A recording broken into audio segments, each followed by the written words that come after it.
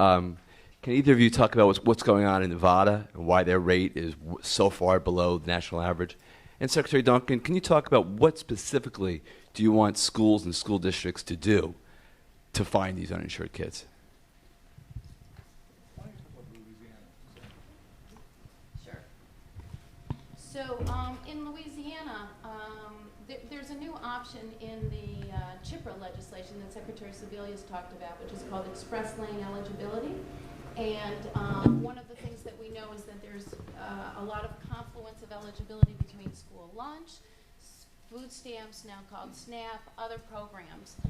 So what states can now do is look at the eligibility data from other programs and automatically take that data and automatically enroll, subject to the consent of the family using that data, the children into Medicaid and CHIP without extra steps being taken. That is the sort of height of cutting the red tape, right? We have the information, we know it. So one of the things we can be doing, and that Secretary Duncan has already talked to me about, is looking at what we've learned in Louisiana that's doing that with the school lunch program, how we can get some other schools and other states to go in that direction. And I think whether it's Nevada or some of the other states where enrollment may be lower, the economic downturn certainly plays a role. Medicaid and CHIP have a state match.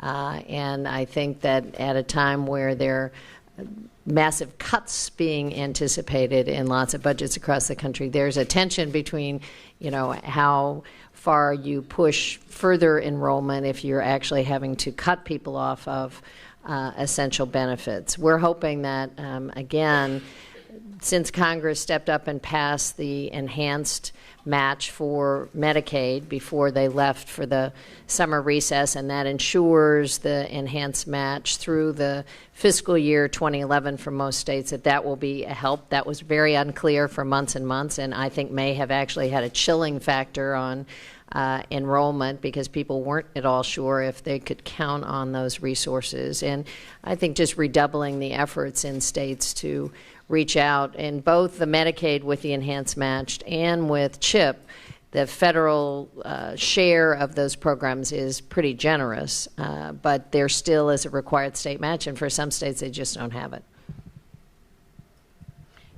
One thing just to note, and which goes to Jenny's point about it's an ever-evolving data story, which is that in Nevada they've actually been enrolling more children. But there are a lot more children who are now eligible because of the downturn in the economy.